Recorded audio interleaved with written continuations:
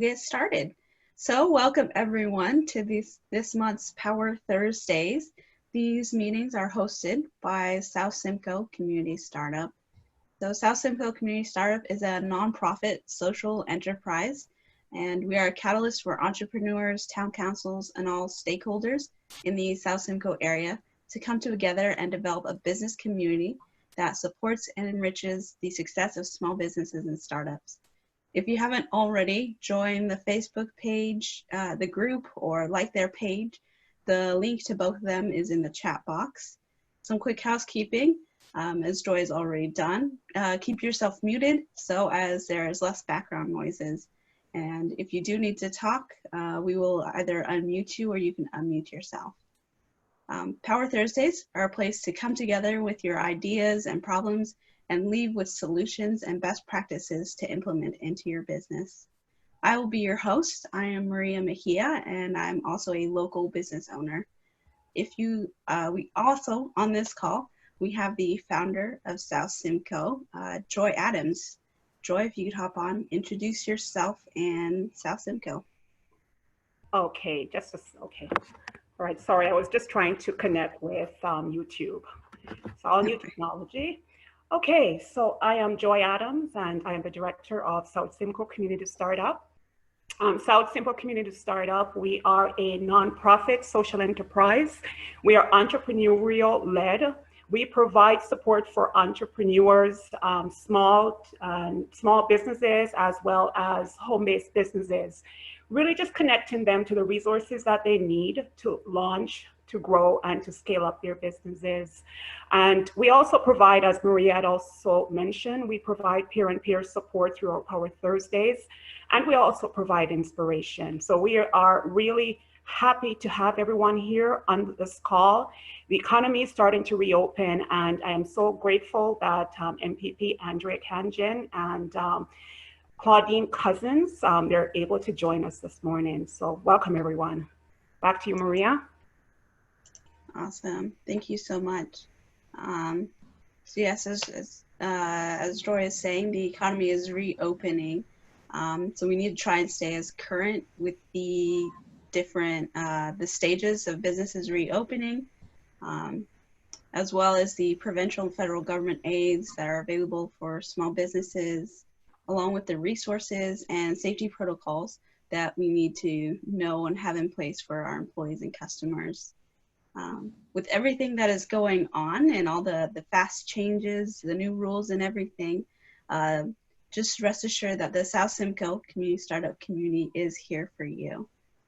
Once again, we would like to thank our guests, MPP Andrea Khanjin and Claudine Cousin, for sharing their time with us. If there are any questions that people have, feel free to enter them into the chat box, and we will get to them at the end during our Q&A time. This meeting is being recorded, so if you do want to come back and rewatch it, we will have it uploaded. Our first speaker will be Andrea. So Andrea was 4 years old when she immigrated to Canada with her grandparents, and they settled in Barrie. Growing up, Andrea learned how blessed she was to live, work, and play in the wonderful communities of Barrie and Innisfil. She graduated with honors from the University of Ottawa with a Bachelor's of Social Science degrees in Political Science. And as a student, Andrea was a constituency assistant for a Conservative MP, which taught her how to cut through government red tape. While living in Ottawa, Andrea was able to work for 3 cabinet ministers where she learned how to balance the budget and provide opportunities for all of our citizens. In 2018, the people of the region of Barrie and Innisfil elected Andrea as their member of provincial parliament. She now works hard to bring positive results for everyone. She helps to secure funding for our infrastructural needs, make life in our communities more affordable, and deliver an economic strategy that will help bring better paying jobs. She represents the people of Barrie and Innisfil both inside the Legislative Assembly and by advocating directly to the members of the cabinet. The floor is yours. Thank you. It's very, thank you. It's very kind. Well, thank you everyone for your time this morning. one of the things that I wanted to sort of start out with is mentioning some of the supports that are available for both individuals and for businesses. I heard a lot about, just because every day there's different announcements from different levels of government, whether it's municipal, the town of Innisfil, or the city of Barrie, or be it the provincial government or federal government, or even the county of Simcoe. And so what I've tried to do is, on my website, Andrea MPP, I've tried to consolidate all of the different supports for individuals versus the supports for businesses. So if you're ever kind of looking for a one-stop shop of where everything is, it's a good place to go. And certainly if you have questions as to how to fill in some of those applications, I can help, and my office is still open and operating. It's just people can't go in, but we're phones and email and all of that is still fully operational. So me and my team are here to help you. I know that some of the things can be a bit cumbersome, some of the applications, and so that's some input that we've heard quite a bit about. So we're happy to have you navigate. But there's a lot of tools to your disposal that can help you. For instance, for any business in Ontario, we have free posters for you to print off of the Ontario website to tell you, put them up, to advertise to your customers, to socially distance. If you are opening up your washroom to customers, things like posters to wash your hands, is stuff that you don't have to reinvent. And I know, some of you definitely have the capabilities to design and do graphics and do your own posters, but at the same time, that takes time away from other things that you may want to do. So we tried to make that a bit easier. And so I also have that on my website, easy to connect with if you can't find it on the Ontario website. And certainly if you have issues navigating, please do reach out. But that resource is out there just to, as we start reopening the majority of the province, and especially the business side of things, those things are going to become very important.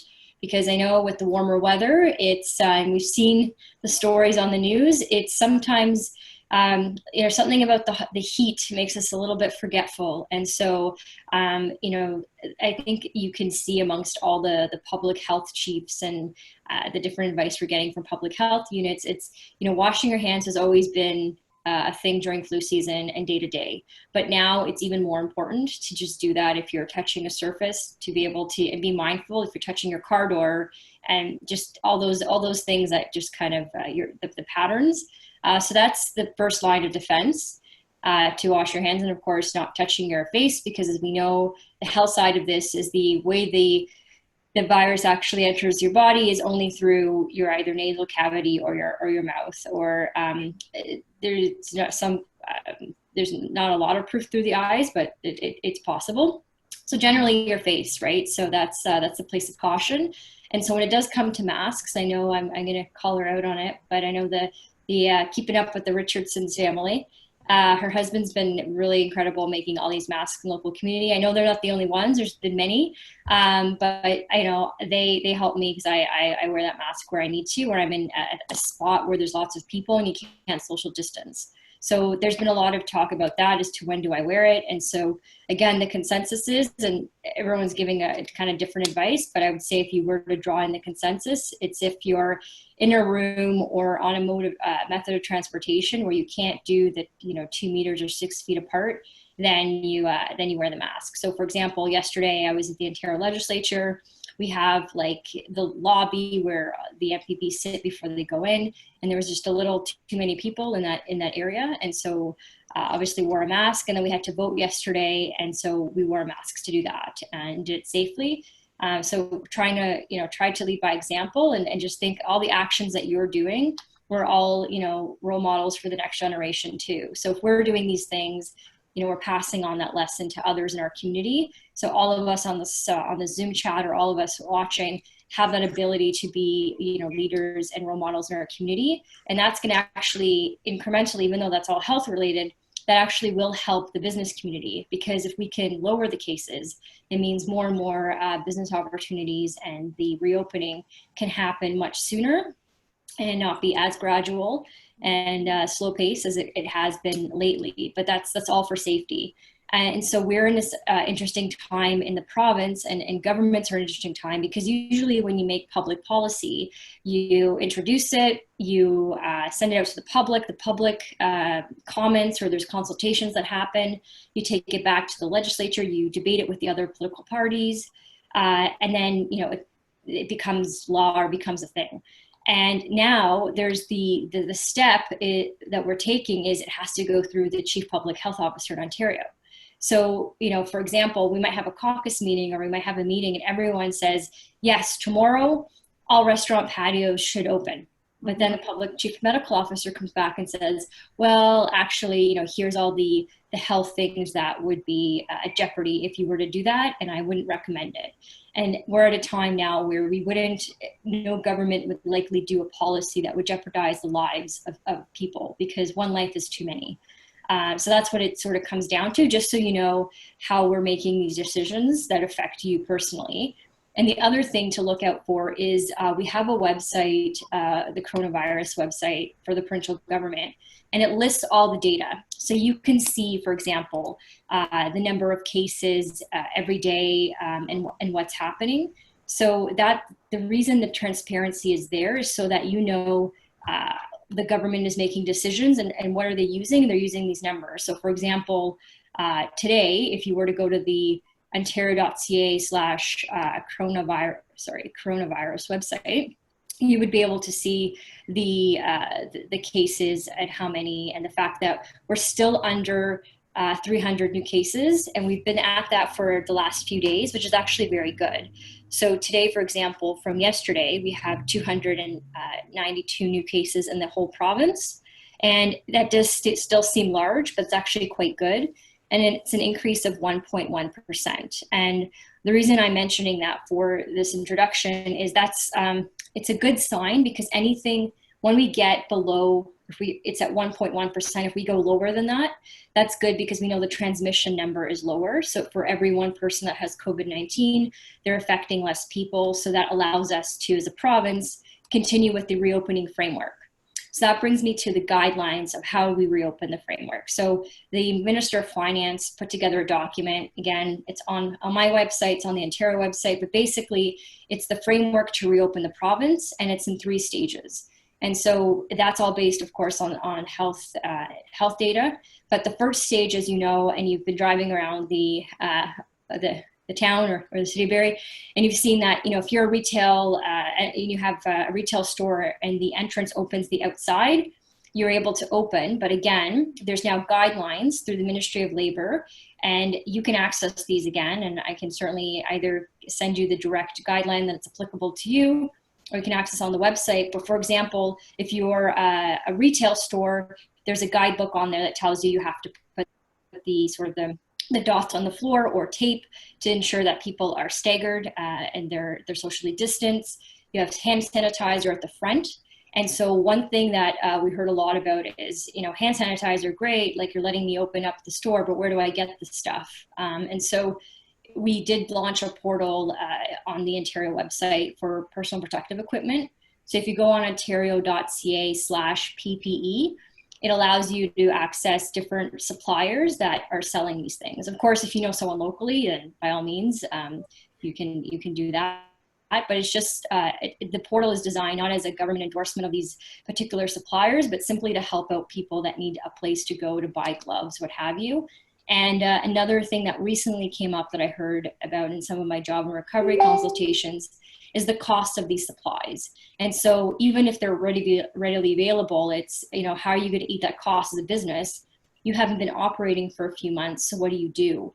And so here it's really business helping business. I know the Sandbox in Barrie is looking to do sort of a merger of different businesses and different startup groups like this one, like the Barrie Chamber, like Embrace and Become as well, and sort of do a pool bulk purchase, and so that you can bring your price down, which is a great solution, and it helps all our local businesses. And I know some of the BIAs, for instance, are also giving out startup kits with a few supplies to help people just start up and open their doors. And that way they can open right away and don't have to worry about waiting for a shipment of sanitizer or anything like that. So So the point of all that is that the guidelines are designed to protect you as the business owner, but also to protect your customers, because it really comes down to safety.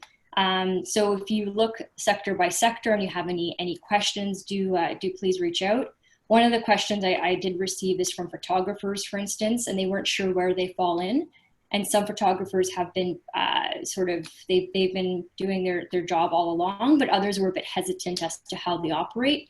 And so certainly if they're able to socially distance, that's they're still able to do their business. And so if you look at the TV crew guidebook, it should provide them some advice in terms of how they can do their business.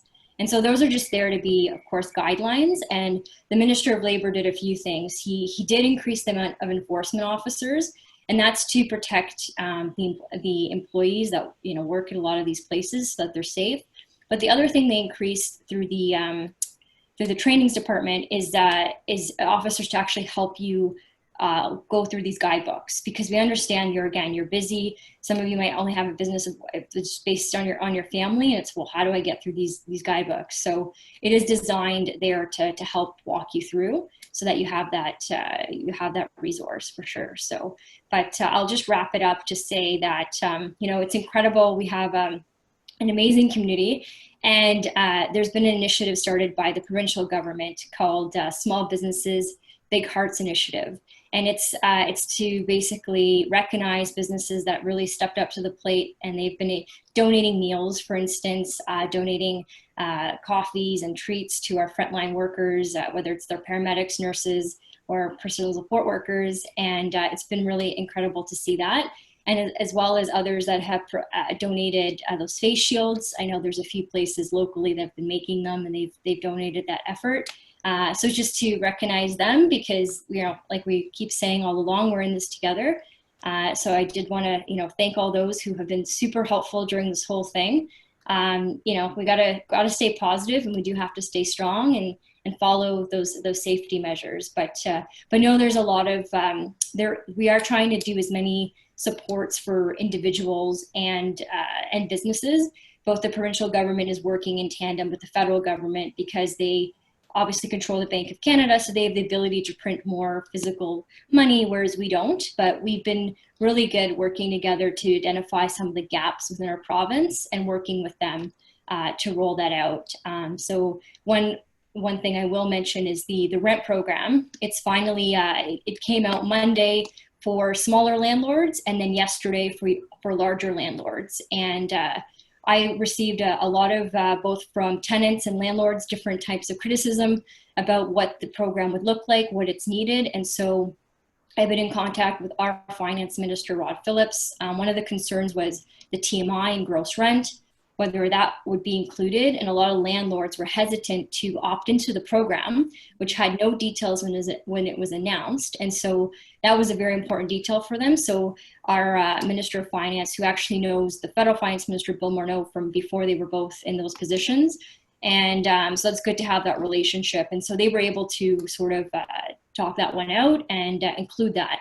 And there's a lot of other things that were included. And so we were trying to, and I know I personally was on the phone a lot with many landlords, and the reason being is if they feel that the program is well designed, they will opt in, and that will help a lot of the tenants. And so it is looking more hopeful and getting some more positive feedback. I am still getting it is a bit of a cumbersome application. And I think that's, we can thank CRA for that one. I don't think anything that has to do with CRA for those accountants or tax filers on the line, it can be a little complicated. But know that if you are filling that out and you do have questions, you can reach out to myself or the federal member, John Broussard, as well. So thank you. Awesome. Thank you so much for all the resources that you have been able to put out and for supporting small businesses in the ways that you do. Mm-hmm.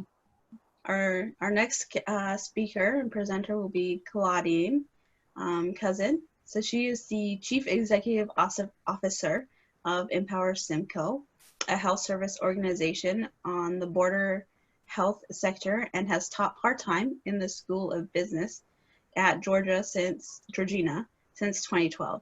She has over 25 years of leadership experience with various ministries within the Ontario Public Service and non-for-profit and profit sectors, including banking and investing. Claudine brings expertise from operations, governance, and human resource leadership blends with unionized and non-unionized organizations with a drive and passion for the achievements of business outcomes. Claudine is a strategic and big picture thinker with extensive academic training acquired through a bachelor's degree in business management and human resources from Ryerson University, a master's degree of art in leadership from Central Michigan University, and postgraduate certificate in public relations and a broad array of executive leadership certifications. She is currently in year 2 of her PhD in healthcare administration and is a champion of the Sandbox HR peer group. Thank you for being here, Claudine. You have the floor. Thank you very much, Maria. Hi, everyone. Hi, Andrea. Good to see you. Likewise. It's great to have something like this happening. We have so many small businesses who are I would say, the heart and soul of our communities and also our economy. And it's so important for us to support them in every way we can. We know that the times are so challenging right now, and it will take, as my grandma says, a village to make it all work. You know, the slogan from the start of this has been, we're in this together. And I think it has proven true throughout Simcoe County. And, what I hope to bring today is just to talk a little bit about reintegration back into the new normal and some of the things small businesses need to look at and put in place. And I do have a slide deck that I want to share. So how do you want me to share my screen? Do you want me to put it up and then share? Yes, go ahead. Okay, I will do that. Let's go to it first. I think I have to go to it. Share my screen.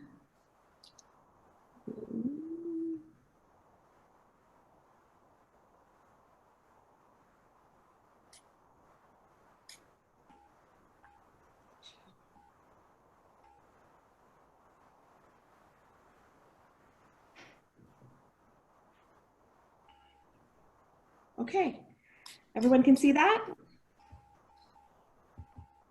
Fabulous. So one of the things that has, us all thinking about what's next is the fact that COVID has been quite devastating. It has created such a ripple within the economy, within our lives, that as employers or employees, or whether you're independent contractors, self-employed, the impact of COVID has been felt by everyone. There has not been one person, one sector that has not felt the impact of COVID and needs to react to it. So, for moving forward, the thing that we need to think about is, as the cases plateau and the curve continues to go down, Andrea mentions the numbers that we can check online, and also our local news, very good at keeping us abreast of what's going on within our own communities and afar. I think, the conversation now needs to shift from crisis management to safely reopening our business. Because at the front end of this, we were reacting to what was happening. We were all figuring out how are we going to cope. And that's a bit of a crisis approach, right? But I think as we move forward, we can be much more planful in thinking about how can we safely reopen our businesses. And that is key, because one of the fear is that businesses, some will not open at all. Their doors will remain closed for forever or for the foreseeable future. So how can we be more planful and help prepare our workplace to manage our way back into an effective and a safe workspace for our employees, or also for our customers coming in? That is a key part in terms of how we need to think about moving forward. So some of the givens on certain timelines. Andrea also spoke about the phased approach, right? We know the minister is, and our provincial leaders have been, as well as our federal leaders, have been letting us know there's a framework that is helping us to move to the next stage in reopening. What's really key and what's really important for small businesses to pay attention to is to align your plan with those decisions. So, you don't want to go ahead of the public officer of health who says, we really do need to keep the numbers down by continuing to social distance, or continuing to wear a mask when you're in spaces where you can't social distance. So as you're thinking about reopening your space, how do you think about those timelines and make your plans to align with the direction that's coming from our health experts? Really important for us to think about. Now, in terms of the need to plan, there are organizations who, I call them the seat of the pants organizations, who continue to react versus to be proactive. One of the best ways for us to deal with this is to plan, is to project, think ahead, forecast how you see your business opening.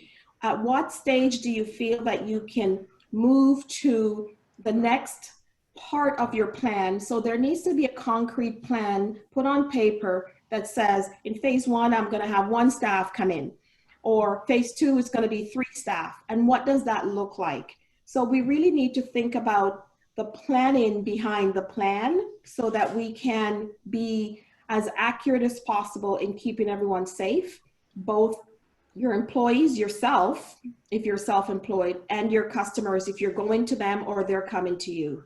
So it's really important to think about that. When we talk about variables, there's so many things that we need to consider. It's not just about the health pieces from a COVID, getting the vaccine. We also need to think about the mental health. Like, think about the mental health of your employees. Employees, or even yourself, might still have some anxiety that you're holding on to, because when this virus came, it was stressful. People didn't know what it was. People were afraid. And not only are people afraid, your employees are also afraid, and if they're going to come back into your workplace, they want to make sure that they're safe. So you need to think about all those variables. You also need to think about the financial variables. What do you need to do? How do you need to access resources? For example, if you're renting, speaking to your landlord. If you need a loan to help you with your actual work, where do you need to go? So you need to pull all those variables together and pull them together in order for you to make the right decisions, because information provides you with the ammunition you need to be making informed decisions. So the last piece around the givens is the new normal. Things will never be the same. It just won't. And the sooner we come to accept the fact that things will never be the same, the quicker and the more accurate our plans can be. So if you think that you're going to continuously bring back people into a workplace where your square footage is a certain size, and you used to be able to open your doors and all your customers can come in, or you could go to one of your customers and sit down and have conversations with them the same way you did, that's gone. There has to be some planning involved in terms of how do you interact with your customer. If you are a one-on-one type of a business, how do you interact? How do you plan those? How do you make sure that those individuals are safe so that you can be safe? You need to be asking some questions. You need to be saying to them, have you done your self-assessment? What's that saying? If you're feeling sick, I'm not coming to see you. Right? And you need to also have some of the pieces within your location, if you're in retail, so that your customers coming in can know that, there are 30 people in the space, and now there's no ability to social distance. And even if there's this uncomfortableness that is being felt by everyone. So your product now is being impacted in terms of the look and feel to your customers. So these things need to be factored in as you think about the new normal, as you work through some of the givens. Some considerations that I want us to think about. Health and safety, number one. As we think of moving back into the workplace, we need to think about health and safety from not just a big picture, people need to wear masks and, we need social distance. We're talking about being able to identify your ability to do your due diligence as an employer, so that when the Ministry of Labor, if the Ministry of Labor should stop in, you can demonstrate to them that you have done your due diligence in terms of health and safety. The Occupational Health and Safety Act is live and well, and they will hold you account to account for the expectations in there. And if you have employees, they are very quick to say to you, here are the rules under occupational health and safety, you're not following them, and they're quick to pick up the phone. So you have to make sure that health and safety is top of mind when it comes to delivering on your product. In order to help support that is the next consideration, policies and standards of practice. Words don't mean anything. Words mean nothing to the Ministry of Labor. Words mean nothing to your employees, and words should really mean nothing to you. You need to be able to develop policies and practices that underpin your words, so that if someone comes into your office and or your location, your retail location, and say, show me that you've put things in place for health and safety, and you're able to pull out your policy that says, here are the policies, here's a process in terms of how we continuously improve those policies, and here are the practices that we employ to implement those policies. Really important, because when it comes to making sure that your due diligence is done, you can't just be saying it, you have to be seen to be doing due diligence. So it's really important to develop those policies and standards of practice. The next thing is a risk lens. We're now, if you're not a type of organization that have always used a risk approach or put a risk lens in terms of how you operate your business, we now need to make sure we include a risk lens. We're always needing to think about what are the things that are impacting us as a result of COVID that we need to continuously mitigate or plan to mitigate. So that risk lens needs to overlay our actions and overlay our planning framework as we put things in place. Because it's just not good enough to say, well, things are going well right now, so we're just going to ride that train all the way to the end. What happens if the switches go off and your train now takes a right turn and you're not prepared? You need to think about what ifs and how to mitigate some of those what ifs. So the risk lens is really critical in helping you to get your business back on track. And then the last consideration I wanted to bring forward is communication. So critical. It's critical in everything we do, but at this time, it's so much more critical to help not only your employees, but also for yourselves, for your customers, to know what is what. There's so much information out there. It is unbelievable. Some of it is not true. Some of it is hyped. But we need to know where to go to get the authentic information needed to make decisions and to share information with your employees or your customers. Andrea mentioned the website for the Ontario government. There's so much material there. That is a good place to go. It's a place we can trust. It's been vetted, so we know. We also know that Andrea's site has some place, some information there that you can trust. So you have to be really choosy about where you pick your information from in order to deliver communication, ongoing communication, constant information for your employees and your customers, because they're expecting it. They want you to tell them what's going on, and they want you to tell them how things are going as you move forward with your reintegration. And it's really important that every step of the way you communicate, because people will make it up if you don't communicate. They will absolutely make it up. So we want to make sure that that doesn't happen. So the next two slides I have is a bit of a schematic that gives you a sense of, I call it now that we've talked about it from a high level, right down to the nitty gritty. So where to start? You know, we need to rethink and reconfigure physical workspaces. So if you're an organization that has a physical location, you need to think about how do you make sure your locations are cleaned in a way that, you know, continues to recognize all the things that we've been talking about in terms of the touch points, the high touch points, and how do you document that? It's just not enough to say it's been done. There better be some kind of tracking that says this has been done every day at this time, and there's a tracking for Ministry of Labor or whoever comes in to double check. Your buildings limit the number of people in each in-person meeting. So as we release the guidelines for more people congregated, now it's 5, it could go to 20. How do we make sure we limit the number of people in-person meetings? Temperature checks, that lines up with the assessments. Each of your locations or each of your business should have some kind of assessment centers there where you can track your customers, you know, answering a number of questions and signing off that what they've said is true.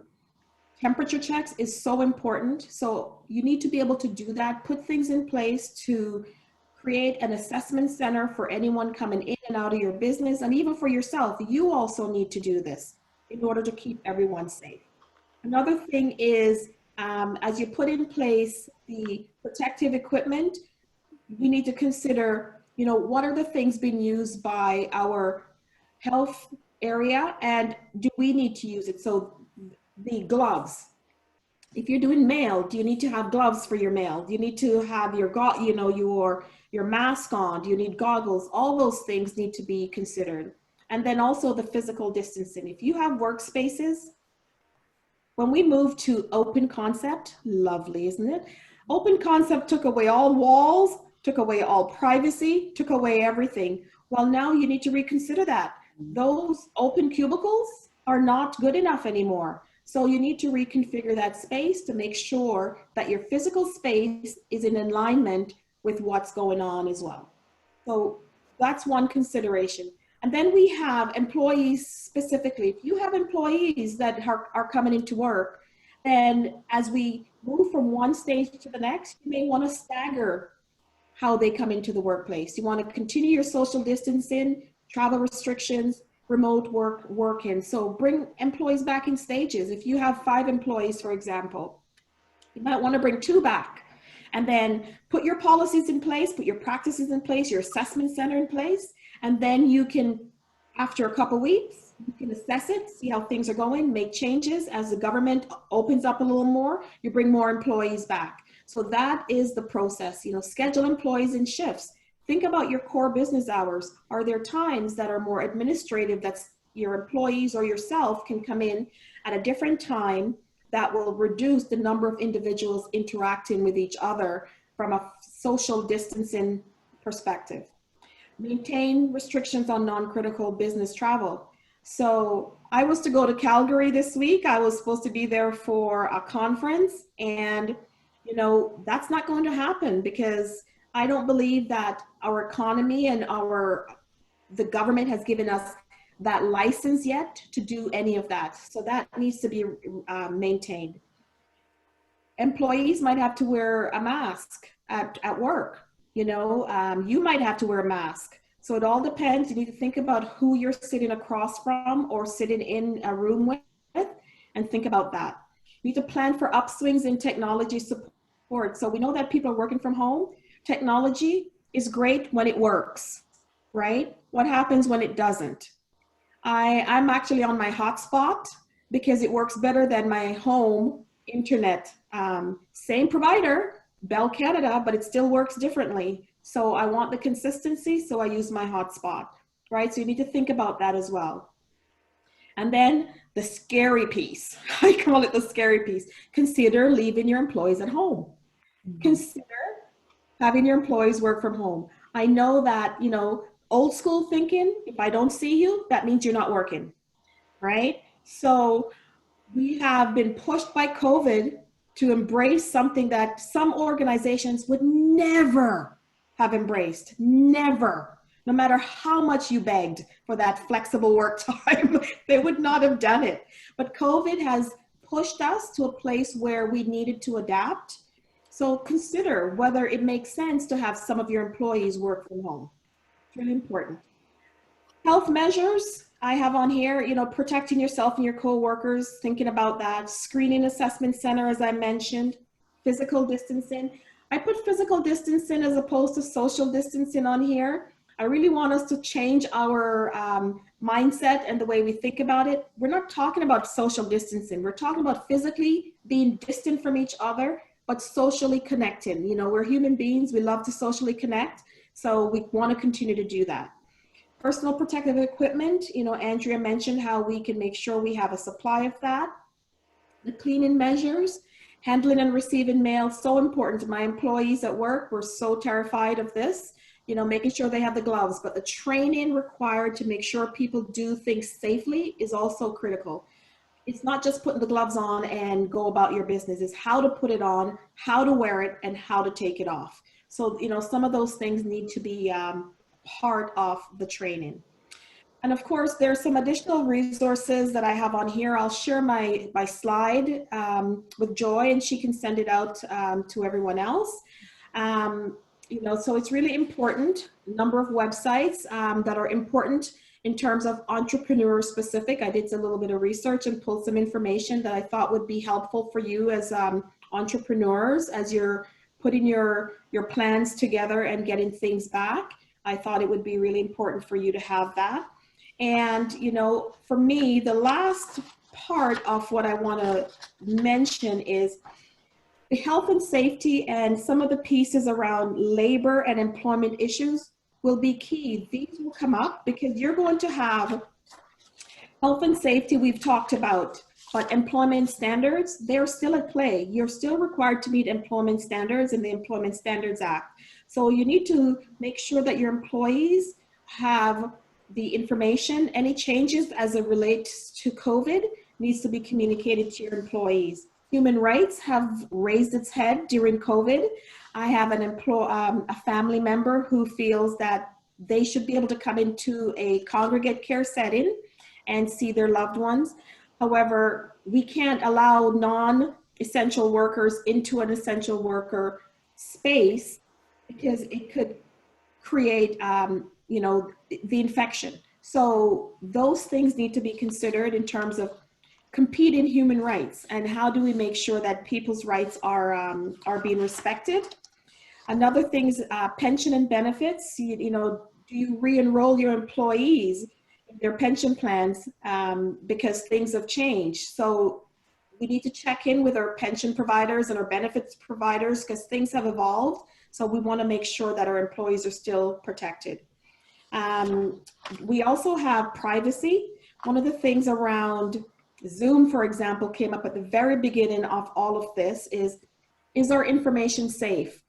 We're on here talking about a lot of things. Where's our information being saved?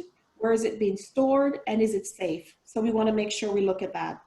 If you have unions, I know we're talking about entrepreneurs, but you never know. We need to think about how you work, the relationship you have with your unions and all of those pieces. And then we have work refusals. Mm-hmm. Your employees might refuse to come to work. They might say that's it. They don't feel safe and they're not coming. But they can't just refuse to come to work if you have put in place and have done your due diligence to keep them safe. If you have all the pieces in place and you have the policies to support that and you can demonstrate it, an employee cannot refuse to work. We need to think about that as well. So, you know, overall, I would say that it's a new normal. We need to think about how things have changed and how we need to adapt and pivot our approaches in order to deliver the best services we can. That's it for me. Thank you so much. Thank you so much, Claudine, for that amazing slideshow with all that great information that we can implement in our businesses as we start to open up. Claudine, I have a question, and a client of mine actually posed it to me a few days ago. And what it was, he is currently working from home, and just wanted to have an idea of what he should be looking at in terms of this new relationship with his employer, in terms of additional expenses that would be incurred at working from home. So, from my understanding and working with entrepreneurs who are self-employed, I know that if he had like a contractor's arrangement with the company, then those expenses would be considered business expenses. But now with an employer and employee, and here he is at work incurring all these additional expenses, he wasn't quite sure exactly where to go with that. So how would entrepreneurs and small businesses address that concern? It is a great question, and it's actually not just entrepreneurs. You know, my organization, I have 800 employees. You know, we're a large, pretty large organization, and the majority of our staff are working from home. So, you know, I think about myself. I've set up a little office. I have my computer and all those things, but I just mentioned to you, I'm using my internet service. I'm using my light. I'm using, you know, all the things that you're using. It's one of the questions that's out there right now. Mm-hmm. So I think at the beginning it was a good trade, right? Because the employee's not driving into work, so that they're not incurring those expenses. You know, so there are things that the employee themselves are also benefiting from working from home. So it's not as simple as saying, well, you know, now that you're working from home, there are expenses that are being incurred and the employer should pick that up. So it's one of those areas that we're actually looking at right now to say, how do we now factor in that employees are working from home, and how do we maybe pay for part of their internet, pay for part of their light, part of the water, because they're using water. They normally would be at work. Now they're at home. So we're looking into that right now. It's still a bit gray, yeah. But our lawyers through the developmental services sector, which is where I work, where my business sits, is looking at that. So, you know, what I could commit to is getting that information, more specifics on that, and getting it to you, Joy, so you can have it and share it with everyone. Yeah, because it's coming up more and more, because it is a real concern at this point, because so many employees are now working from home. So thank you. I look forward to receiving that information. For sure. Thank you. And for a little tax perspective, I definitely encourage people, employees and entrepreneurs, to keep receipts, keep track of everything, because you never know. Even though a lot of people are getting that government benefit, we will be having to pay back on taxes. So having all those receipts for our expenses that we have during this time will definitely help us next year. Yes, Andrea? And I just add just two things. One, one of the reasons that we had changed the hydro policy for the province was just because we knew that more people were staying at home. So even if you weren't working at home, the incurred cost is much higher, because like, I mean, all of you can probably relate to this. You're running the dishwasher more often because you're making like you're going to be making meals, which means you have dishes instead of taking Tupperware to work, and then, you know, you're running the dishwasher at night with all your other stuff. So it's that stuff that in the long term adds up. So right now there's no longer that on and off peak pricing that many of you get in the mail, especially if you're in Innisfil and you get the little graph that says when to use your power. So now it's all the same. And of course, like, we're still committed to lowering hydro rates, generally speaking, but in the interim period, you're not going to get that spike in your bill. So we tried to do that. Some of the other utilities you pay, though, is the municipal level. So with water, I know the city of Barrie did pass a resolution for those who, if it's critical in terms of their finances, they can apply for a bit of a subsidy, but it is for, I mean, if you're working, you probably won't qualify for it, to be honest, but it's there for those who need it. And the other thing, just to build on what Marina said, a good idea, and I'm always collecting good ideas through my job and recovery portal, But this is something that maybe we can take to the federal government. But if you're a home business, when you file your taxes, Marie can elaborate more on this because I feel like you'll know more. But there's things you can write off because you have a home business, right? Like a car, etc. And so whether or not, if this is going to be the new normal, starting to think about our tax policies at the federal level to be able to do that if you have employees working at home. So I think coming out of this meeting we had today, that might be actually a very interesting policy solution. And actually, I said two things, so I'm going to add a third thing.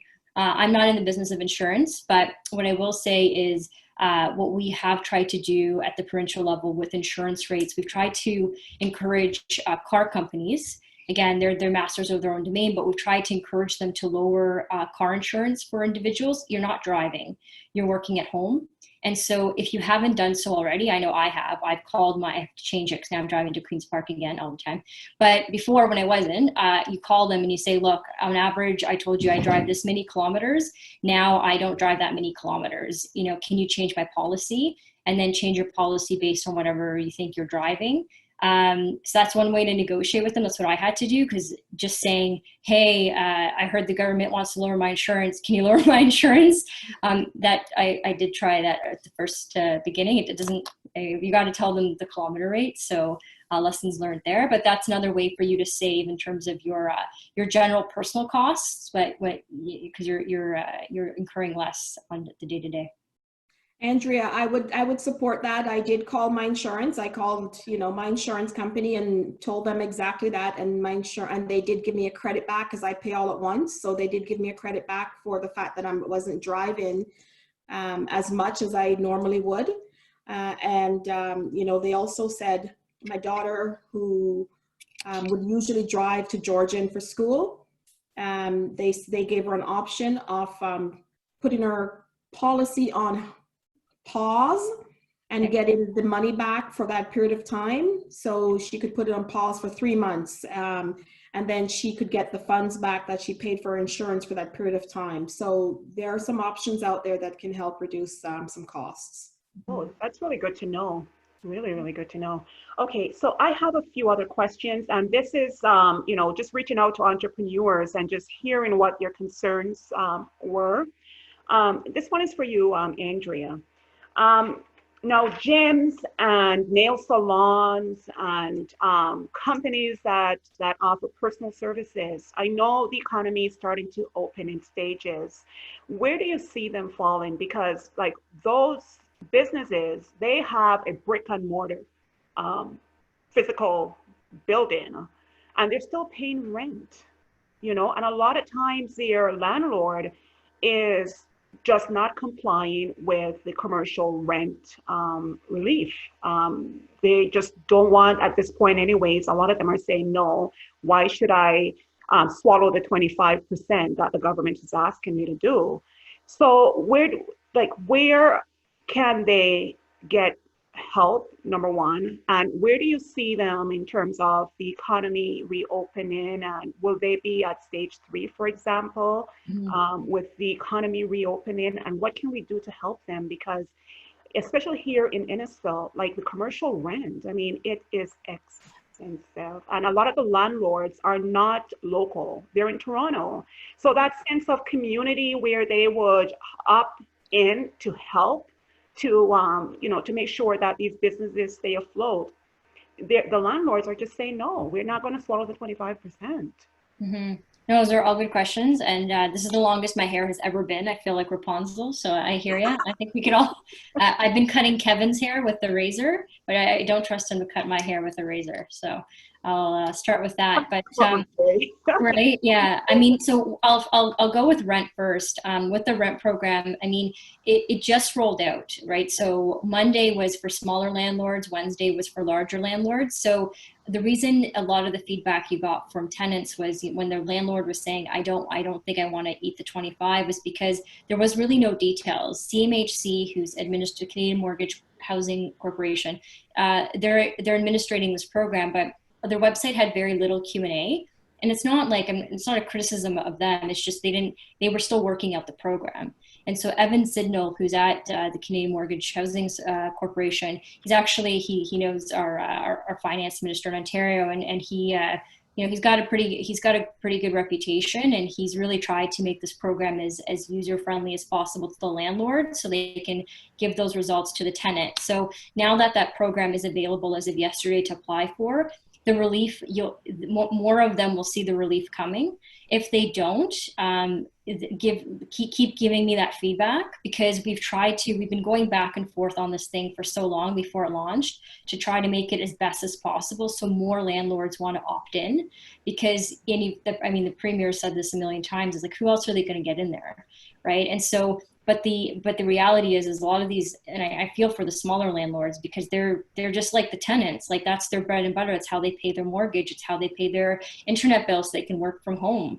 And so everyone has payments and obligations they've got to meet. So that makes it a bit tough. But now that the program is rolling out as of literally yesterday, that will start to come.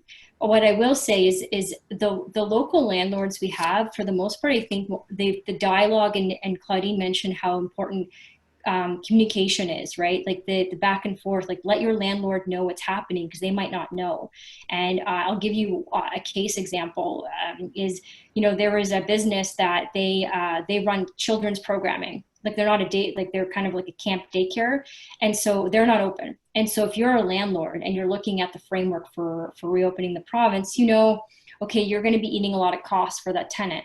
So that tenant, what they did is they said, here, let me prove to you how I can run my business.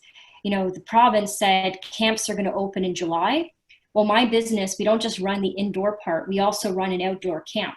So what I'm going to do is I'm going to take all my customers who are very loyal. I'm going to take them and say, I can run programs for your kids safely outside. I'll make revenue off of that.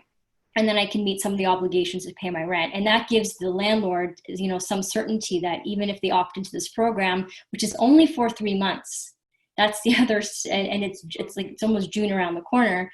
It gives them some certainty too, so that they know they can make the payment. So that dialogue is key. And I found that a lot amongst local landlords, that's been helpful. But to your point, the ones that may be a little far removed from the community, like in Toronto, for instance, they might not realize like what the local needs are. And so in that situation, if you need, some of my colleagues have started doing letters.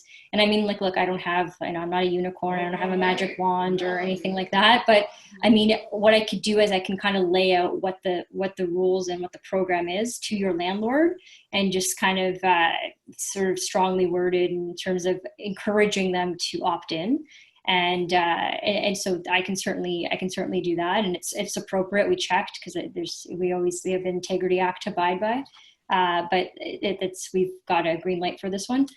So I'm certainly, so for those, certainly approach me, and I'm happy to do that. But I will say that just wait for post Wednesday, because things might get better. And if it doesn't, then let's take the next step on that front. In terms of the nail, hair, elbow service supports, I mean, they're correct to assume that it is going to be stage 3. And it's not because we don't like people who are spent their, many years in college training to be a hairdresser, or all the training you've got to do to upkeep those skills. It's not about that. It really comes down to, we have to go to the public health officer. And even if we wanted to open up hairdressers tomorrow, Dr. Williams is going to say, well, you're touching someone like that, those numbers are going to skyrocket. So we can't risk it. That's what it comes down to. And so, I mean, as individuals, what we could do as a community is, there's always, buying a gift card for your local, whether it's a facial or a spa and that kind of stuff. And so, I mean, I do caution that, because if there's the caveat, if they go out of business, then you might not, but grain of salt, again, not trying to give people financial advice, but But be cognizant of that. But to support your local businesses, that's certainly something you can do. I've done that with a few folks, just getting gift cards, and then eventually I'll purchase that later. But that's if you have the ability, right? Because all of us are different, you know what I mean? Because if you're also, taking a cut yourself and you wanna help your local businesses, but you're also trying to make your ends meet, it's sort of a revolving circle. So Claudine mentioned a lot in her presentation. It's like gearing up. What do you need to do? So I would encourage those service industries, why they have the time now, like utilize that time, because when the province goes out to do the announcement and Doug Ford is at that podium with the health minister saying with Rod Phillips, hey, stage 3, you guys are already open. But hey, guess what? Here's all the things you need to do. And all of a sudden you're like, oh crap, it's gonna take me 3 weeks to do that. And that's 3 weeks of revenue that you're losing. It's 3 weeks of customers you could be booking. So, Claudine was right. Like, you've got to plan ahead and review maybe some of the guidelines that are on now and think, okay, what ones would apply to me, right? You see gyms, there's no guidelines for gyms right now, but we've seen the stories where like Good Life is putting screens between the treadmills, etc., and they can do it. But I will say for the gyms, because that was the other question, is some input that I received a lot of is not all gyms are equal. So for example, if you are a Pilates studio, you know who your clientele is, you know who's coming and going. It's not like a larger gym, like I'll just keep using Good Life, but there's like LA Fitness and all these other things. I'm not endorsed by Good Life. But you scan in, scan out, and there's a lot of people coming out, and it's hard to, it's harder to track even though they're scanning, if you know what I mean? Whereas if you have a smaller gym, you're gonna have a smaller clientele at one time. So for example, 9 Rounds, who does boxing and just started a new business in Innisfil, they could have, 3 people at a time. They have sanitized everything. Then the next round, another 3 come in. And so that's something they're currently thinking about and they want to do, and they can do that. The other option, similar to that daycare or that place for business that deals with children that's going to now do it outside, boot camp. How many of us remember, you're driving by a park and someone's doing boot camp class outside. So, that's obviously turning their minds to, do they have a facility that has a bit of outdoor space that they can utilize, right? So turning your mind to those things. So there's certainly going to be a lot of ways you could do that. And, preparing for if that number is going to be 5 and you run a gym, a fitness gym, how do you get your clients in that staggered approach? Because if stage 3, if it is 20 as Claudine said, or if it's 50, yeah, it's great, but prepare for what you can. And so the last thing there is just the other thing to be prepared for is just the cleaning, right? So that's so critical. I know I spoke to a lot of businesses and churches too, is it's the bathroom, right? Like we got to talk about that necessity of life. But that is probably going to be the most costly thing for most businesses, because there's the standard occupational safety where you have to clean the bathroom every so often, but now it's taking a step up. So that is extra cost to you. So figuring out how you're going to be able to financially do that, but then the supplies you need to do it, right? So just turning your minds to that would be very, very important. Okay, now in terms of cost, reopening cost, I know that there are costs that's going to be associated with it. Yeah. What about businesses? I mean, they've been closed for, months, weeks, and revenues are down. So how will they be given any relief from the government in terms of reopening and the different costs that's associated with reopening? So, now they can, while we're in this period, they can utilize the wage subsidy program, right? And I will note that that program is more generous now. So if you're an employer and you have employees, that's what you want to opt into, because that gives you money. So the money actually goes to you and then you distribute to employees. But it applies to people who are sole proprietors. So before it didn't, if you have a sole proprietorship. So for example, so that's a big step, because it's basically if you're self-employed. The caveat there, though, if you're self-employed and you can receive that because you have a few other employees, is you do have to have a CRA footprint. Yeah. So that is a bit of a gap. So if you just started your business, it's difficult to get that money because you have no CRA history. So it is contingent on that. And it also applies to people who run, flight schools or Montessori schools or what's driving schools, that kind of thing. So you can now apply for that, which is big news, and it's retroactive to April. So you file for that. So utilize that while it's there. You're paying your taxes. It's all coming out of the tax, like all the taxes we pay, and we're also printing money in inflation. But that's a minor side note. But those are the ones that are available now to reopen businesses that support to buy personal support equipment and what have you. Those types of policies haven't been developed as of yet. I think most governments at every level right now they're still in what Claudine was mentioning, in sort of the crisis mode a bit. And as much as we have the framework to reopen the province and all those other things, the financial supports are still focused on that crisis mode of making sure people can pay their mortgage, have a roof over their heads, have high heat or now air conditioning, that kind of stuff. So the minds haven't been turned to that. But what I will say is, if the business, I saw this the other day when I was driving to Queen's Park, there's this restaurant, I think it's Cibo or something, but it's Italian. What they did is, it's a restaurant. They know their profit margin for takeout is probably going to be much less. So they reconverted their storefront to sell gloves, hand sanitizer, and everything. So their whole storefront is now very, very different. And they used to be a restaurant. So the other thing is, even though if you need, you're going to need supplies to reopen your business, but your business isn't open yet. So what can you do in the interim to make money? So a lot of businesses are retooling themselves to sell what is needed in the market right now.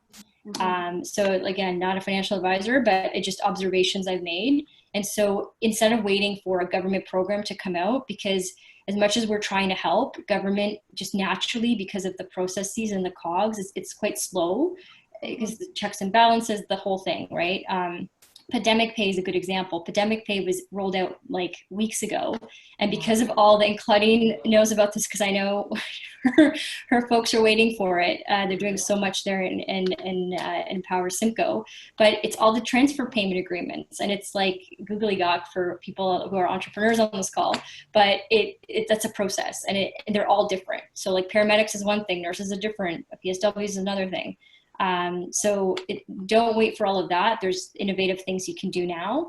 And the other thing you could do, so for example, is online e-commerce. It wouldn't really apply to if you're a hair salon, you could try to use the e-commerce platform to sell.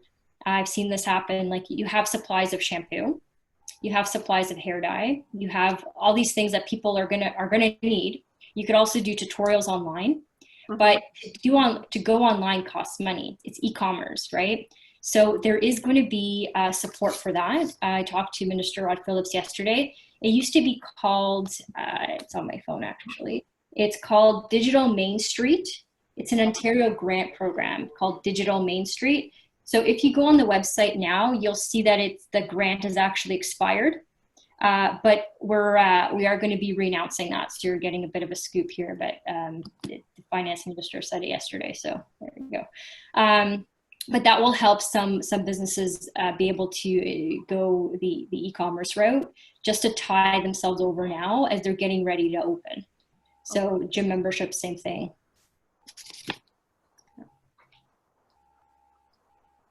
Cool. Maria, go ahead. Awesome. Thank you so much. We've had a few questions come up. The first one relating to the CERB and similar benefits. Do we know, Andrea, or have you heard anything about benefits being extended and things like that?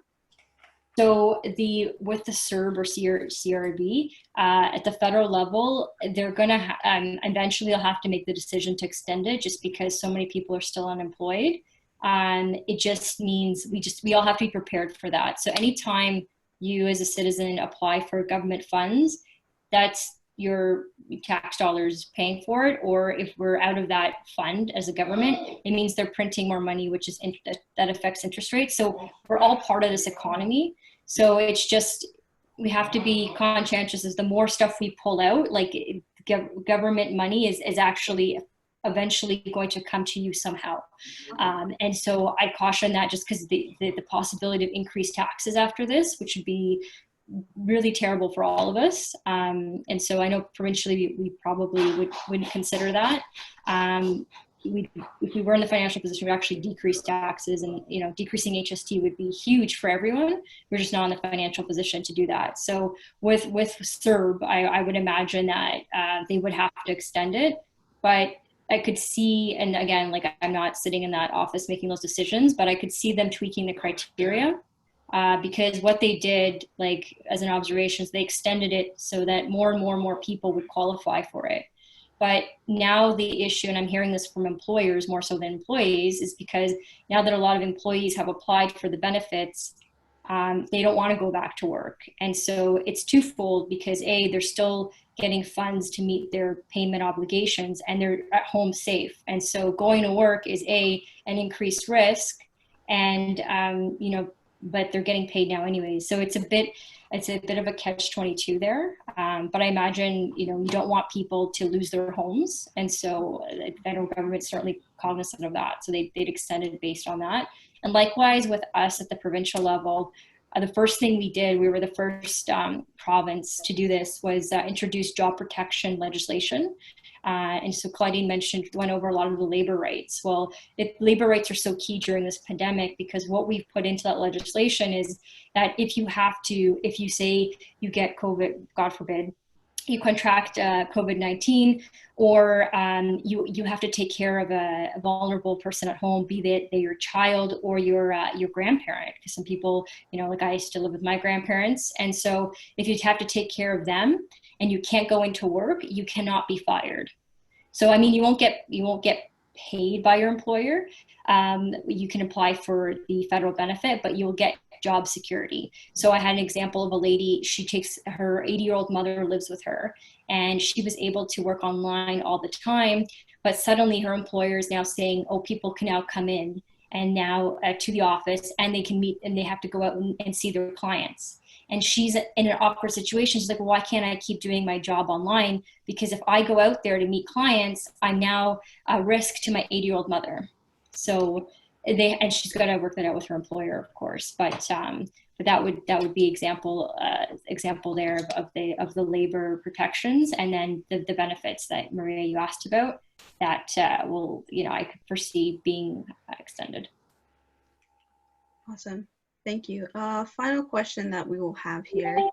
Somebody says, I haven't seen any information for a gallery. So for a gallery being able to open up. So does this fall under retail? And so would they be able to allow 3 people into the space? That's a great question. So I'm on so we're doing a lot right now with tourism, sport, culture, art galleries in Ontario, because that entire industry supports so much of our GDP.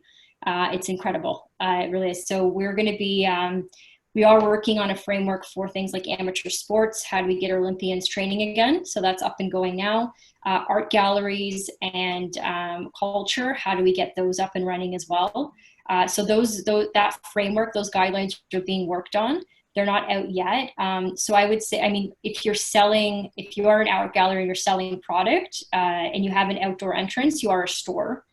But if you're an art gallery like McLaren's, where the only thing they sell is like the food at the side of their like little bistro, then you have to wait for those guidelines to come in. And so what I've seen is a lot of people have, again, going to e-commerce, they've done that online tour thing, so they can keep engagement of their customers and individuals. But we are very cognizant of that. I've done a few calls with tourism and culture with the minister locally, and I'm really engaged in that file, actually, just because it's crucial, because that's our culture. It's important. It's stuff we pass down. It's how we remember things. It's really crucial. So it's coming. So as soon as I hear that, if she wants to reach out to me, I can keep you posted on when those guidelines will come out.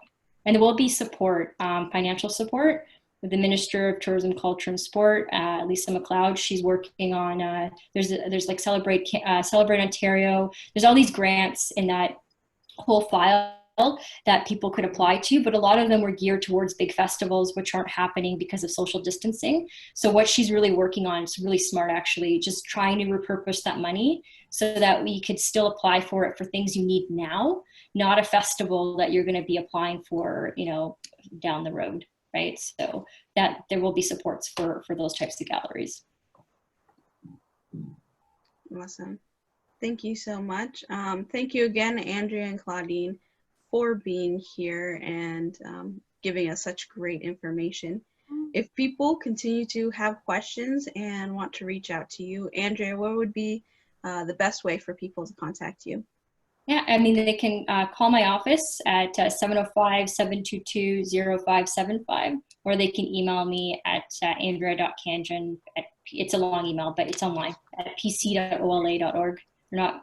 Government doesn't make email addresses very straightforward, but if you go to my website, which is more straightforward, andreampp.ca, more simple, you can find a way to contact me. So happy to help. If there's one last thing I could just mention is there's the For Ontario website, and it's a good opportunity if you have ideas, and because we have a lot of entrepreneurs on this call, if you have ideas of how you can help, whether it's developing personal protective equipment supplies, finding like apps or some sort of solutions, electronic solutions, of how you can help the province, apply your idea there. There's a lady from Barrie who runs Angel Tours.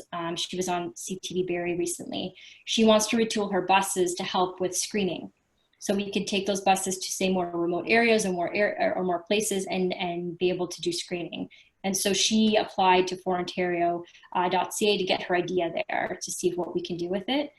So certainly apply there. There's also funds available. So if your program is, it's more so for protective equipment, but there's a few other things on the technology side that would be applicable. There's a For Ontario grant and monies you can apply for to help you do those things. So certainly, as all of you are very creative minds, if you want to turn your minds to ways that you can help with those efforts, then that's available for you. Awesome, thank you. And Claudine, how can people reach out to you if they have any questions? Well, I welcome everyone to go to the empowersimco.ca website. It's a fabulous website, has a number of resources for parents, individuals, anyone who is trying to be connected within the community. And for me personally, it's ccousins@empowersimco.ca. And my cell phone is 705-794-0275. Awesome. Thank you so much again for both of you being here. Joy, is there anything you wish to add? My goodness. I just want to thank both Andrea and Claudine. This has been a really packed Zoom meeting, and knowledge is power. It really is. And getting the right information and knowing where to go to get the right information is really the key. It's just a lot of information that has been given to us as entrepreneurs. I mean, we are going through a very, very difficult time. It's a very challenging time, but having access to resources, I believe, is really the key. So I just thank both Andrea and Claudine for joining us this morning, and for the attendees that's on this call. I hope you're able to take enough information from this call to be able to practice, have best practices for our businesses, so that we are able to be proactive, we're able to plan, think ahead, and be proactive in terms of how we will reopen our businesses. And we can do it in a safe way, protecting both employees as well as our customers. So once again, everyone on the call, I just thank you for for being here and for educating ourselves so that we can be able to push our businesses forward. So I thank you guys all. Thank you so Thank you much. for having me. Remember to join the South Simcoe Community Startup group page. So as you are kept up to date with all of our events. Joy? Yes, we have an upcoming event on June 11th. It's a Town of Innisfil sponsored event. We're all about restarting, recovering, like reset, restarting, and recovering. You know, we are not in this COVID-19 mindset. You know, to me, it's post-COVID-19. It's here. It will be with us for a while. As entrepreneurs, we have to reset. We have to basically be in that recovery mindset of how to basically move our businesses forward. So this event is all about resetting, restarting, and recovery. So we're really excited about it. And we haven't created the graphic as yet for it, but please keep watching our news feed. It's going to be posted. For those of you who are not part of our community, we are a very engaged entrepreneurial community, entrepreneurs supporting one another. Our Facebook group is very engaging, very interactive. It's South Simcoe Community Startup, and you can also follow us on social media. We are on Instagram, we are on Twitter, we are on LinkedIn, and we have our own Facebook page. So we just want to get the word out there that we are here. You know, it's a very supportive community that we're in, and we all are working together to basically make sure that businesses within the community will remain viable. So we're here to help, and the resources are within our community. And as entrepreneurs, you know, tap into these resources, because the key and the goal is to make sure that our businesses remain a going concern. So thank you so much. Thank you. Thank you everyone for being here. We will see you all next time. Okay, all right. Bye. Bye everyone. Bye. Bye-bye. Thank you, everyone. Bye-bye. And thank you, Maria. Thank you for hosting. No worries, no worries. Claudine, it was great meeting you. Bye. I'll reach out. And thank you for your slide deck. You're welcome. Awesome job.